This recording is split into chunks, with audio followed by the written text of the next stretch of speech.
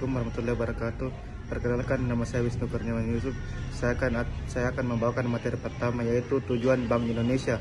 Bank Indonesia (BI) memiliki tujuan utama untuk mencapai memelihara kestabilan mata uang rupiah sesuai dengan Undang-Undang Republik Indonesia Nomor 23 Tahun 1999. Untuk mencapai tujuan BI berupaya mengendalikan laju inflasi dan menjaga kestabilan nilai tukar rupiah terhadap mata uang asing. Sebagai bank sentral, BI memiliki berbagai tugas, termasuk menetapkan dan melaksanakan kebijakan moneter, mengatur sistem pembayaran, dan mengawasi lembaga keuangan lainnya. BI juga memberikan laporan publikasi kepada pemerintah terkait sektor keuangan dan perbankan, serta bertindak sebagai lembaga independen yang bebas dari campur tangan pihak lain. Fungsi-fungsi BI meliputi memperlancar lalu lintas pembayaran, menjadi bankir agen pemerintah, memberikan pinjaman sementara kepada bank yang memiliki masalah likuiditas, menjaga dan memberikan pinjaman terkhusus kepada bank, melaksanakan transaksi penjualan falas dan pembayaran pajak, menjadi agen penasihat pemerintah dalam pengelolaan utang nasional, memelihara kondisi kas bank, bertindak sebagai the lender of the last resort, dan mengawasi jalannya kredit Indonesia. Dalam menjalankan kebijakan moneter, BI berwenang menetapkan sasaran kebijakan, melakukan operasi pasar terbuka, menetapkan nilai diskonto, menetapkan cadangan wajib minimum, mengatur pembiayaan kredit, melaksanakan kebijakan nilai tukar, mengelola cadangan devisa negara, serta melakukan penelitian dan survei berkala. Selain itu, BI juga bertugas mengatur dan mengawasi lembaga keuangan perbankan dan menerapkan memberikan izin usaha pendirian bank, memberikan izin pendirian kantor cabang atau pemindahan kantor bank, memberikan izin operasional bank, memberikan izin kepemilikan dan pengurusan bank, mewajibkan semua lembaga keuangan untuk mengikuti aturan atau menghentikan sementara kegiatan operasional lembaga keuangan jika ada indikasi tindak pidana perbankan, mengatur dan mengembangkan informasi antar bank, serta melakukan upaya penyelamatan kegiatan bank dalam kelangsungan usahanya. Dalam fungsi sebagai the lender of the last resort, BI menggunakan instrumen kebijakan seperti cash ratio, kebijakan suku bunga, dan operasi pasar terbuka. Assalamualaikum warahmatullahi wabarakatuh. Saya Nurul Fatwa selaku presentasi kedua yang akan melanjutkan materi yang telah dipaparkan oleh presentasi pertama, yaitu tentang OJK.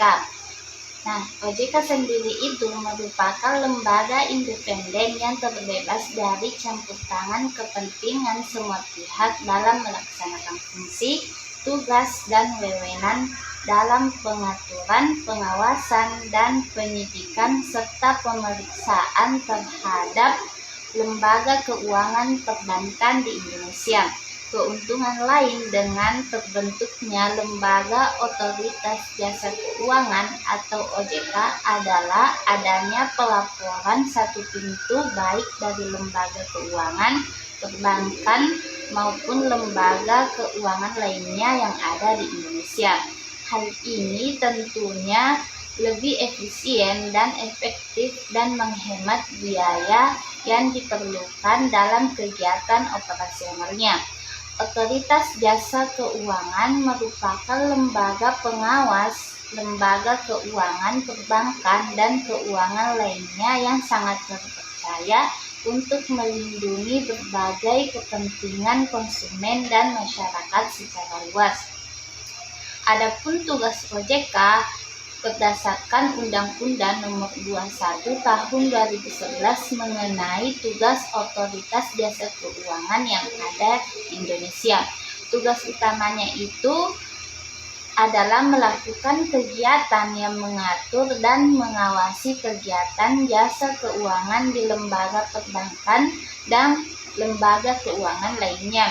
Adapun wewenang dari Otoritas Jasa Keuangan itu sendiri antara lain yang pertama, Otoritas Jasa Keuangan melakukan kegiatan memberikan izin pendirian bank, pembukaan kantor bank, dan menentukan anggaran dan rencana keuangan bank. Yang kedua, Otoritas Jasa Keuangan mengatur kegiatan manajer bank. Yang ketiga, Otoritas Jasa Keuangan mengatur kepemilikan bank. Yang keempat, Otoritas Jasa Keuangan mengatur kepengurusan dan akuisisi bank. Dan yang kelima, otoritas jasa keuangan dapat melakukan pencabutan izin usaha. Dan yang keenam, otoritas jasa keuangan melakukan penyediaan dana. Dan yang ketujuh, otoritas jasa keuangan melakukan hilirisasi dana dan penyediaan sumber dana. Dan yang kedelapan, otoritas jasa keuangan menentukan rentabilitas dan solvabilitas bank. Yang kesembilan, otoritas jasa keuangan menentukan otorisan pinjaman dana. Dan yang kesepuluh, otoritas jasa keuangan menentukan sistem informasi debitur atau SID.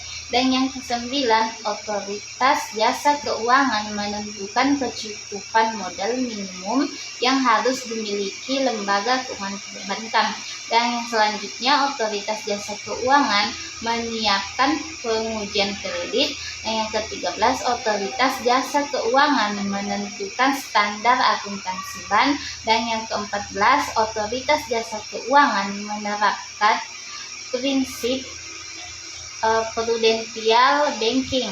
Dan yang ke-15, otoritas jasa keuangan mengatur tata kelola manajemen perbankan. Dan yang terakhir, otoritas jasa keuangan menerapkan pemeriksaan secara berkala. Sekian yang dapat saya sampaikan. Wassalamualaikum warahmatullahi wabarakatuh.